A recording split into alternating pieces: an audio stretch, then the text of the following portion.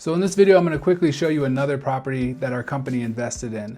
I'm going to start by showing you the actual property so you can see pictures of what the renovation looked like. And then I'm going to show you the financials so you can see what we purchased it for, what we invested into it, and then ultimately what kind of profit we made. So here's a list of actual properties that we sold. On this video, I'm going to show you this particular property. So as you can see, this is a 3-bedroom, 2-bath, 18 by 76, so about 1,300 square feet. Let me show you what the pictures look like after the renovation so you can kind of get a sense of how much work and money is required to renovate these mobile homes. So here's the outside, and we didn't really do any landscaping. There was minimal maintenance and weed picking and stuff like that, but ultimately we didn't update the landscaping outside. We did have to do some touch-up paint. We did have to do some siding, patching, and painting, but ultimately pretty simple. I will say we got this home for a really good price because it was in really bad condition. There was plumbing issues, there was electric issues, there was a lot of subfloor and hard work to do inside, but this is what it looked like when we were done. So if you've seen any of our other videos, you know we're generally not coming through and gutting cabinets and countertops and things of that nature, because with mobile homes, we're not selling these for a price point where it makes sense to do all that. So in a moment, you'll see what we sold this for, but look at the cabinets. These are all original. They were beat up. We did have to do some painting. Personally, my taste, not my favorite color, but it turned out pretty clean and nice. You can see the appliances, stainless steel. These are all used appliances we got from the local appliance store. We did have to come through and paint. We did have to put in all new flooring. We put in new lights. It was a deep clean. This home needed a lot of work. But ultimately, this is what the end product looked like. So I think you'd agree, very nice, but at the same time, not nearly the amount of work that you would have to put into a traditional real estate flip, right? So look at the vanity, that's all original. We did throw in kind of a cheap vanity light above there. We just put up a basic mirror. We kept the original bathtub and shower. So very kind of minimal if you compare it to real estate. And I guess that's the point I want to make in this video. If you're a house flipper, I think you'll appreciate how much less work and money you're having to put in. So one of the things that turns away most real estate investors too is that most mobile home communities don't allow rental properties. So when most investors figure that out, they say, well, there's no opportunity for me to, make money make cash flow, right? So the good workaround, which we found, is instead of being a landlord, become a lender. And I talk about this in my videos all the time, but I always want to bring this up because I think it's overlooked, the opportunity. So what does it look like to be a lender instead of a landlord? Essentially, instead of, fixing it up and then, putting it up to rent, you fix it up and then you sell it with owner financing. What's nice about that is a lot of times you can recoup a lot of your investment already made into the property.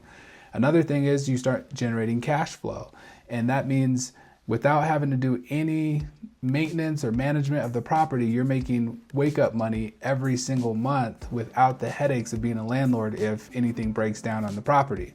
Now, there is the downside, right, of being a lender. They could always default, so you have to make sure that you do a good job of underwriting the person. But if they default, then you repossess the property, you fix it up, and then you resell it and owner finance it again.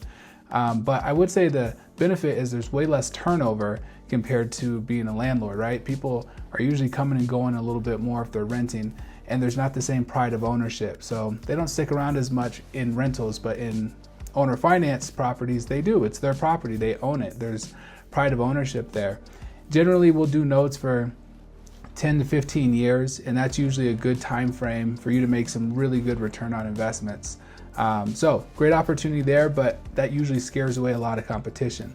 Now that you've kind of got a sense of what the property looked like, you kind of see how simple the renovation was, let me give you an idea of what the financials look like. So here's the financial chart on this project. If you've never seen this before, I'll go through it with you. The first line is our acquisition cost. If you're new to the world of investing, that's essentially what we purchased the property for. And as you can see, we bought this one for $5,000. Really good price, but this one did need a lot of work. Second line shows our repair and holding costs. That's how much we invested into fixing this property and our holding costs, which include paying lot rent, taxes, insurance, etc. So on this property, we put in over $36,000. And If you put those two numbers together, what we bought it for and what we invested into getting it ready to sell, we invested a little over $41,000, our total all-in cost. Now, I want to pause there for a second. As a real estate investor, when's the last time that you could jump on a property and buy it and fix it and holding costs and you're only in it for $41,000? You can do that with mobile homes, which is great. And let's say you have a lot of capital to work with. Maybe you have $200,000 or $300,000 to work with. You can easily pick up half a dozen of these mobile homes and diversify your risk across multiple properties and increase your actual return on investment. So what did we end up selling this property for? Our all-in cost for $41,000. We sold it for $75,000. So after closing costs, our total revenue was a little over $33,000. Not bad for taking $41,000 and making a $33,000 profit. That comes out to a 79.5% return on investment. Now compare that to real estate. Now I know in real estate we leverage a lot, we use debt, but if you look at how much your total investment was, including the debt that you had to take on, which is a risk, how much return on investment are you actually making? With mobile homes, it's abnormally high. So how long did it take us? 211 days. So for a mobile home flip, that's a little longer than I'd like to see it. Some take a little bit longer than others, depending on the time of the year that you're buying it and also the type of market you're in, right? At the time of this flip, we were kind of transitioning into a buyer's market. So there was a lot more competition. The economy was slowing down. It did take a little bit longer to sell, but hey, consider, even though it took 211 days, we were still able to make a 79% return on investment and a $33,000 profit. So in a nutshell, we made $33,000 profit and a 79% return on investment on this property. If you're interested in learning how to do this in your local market, what should you do? First thing I would do, figure out where your local mobile home communities are located. Second, figure out what prices are selling for in your local area for mobile homes.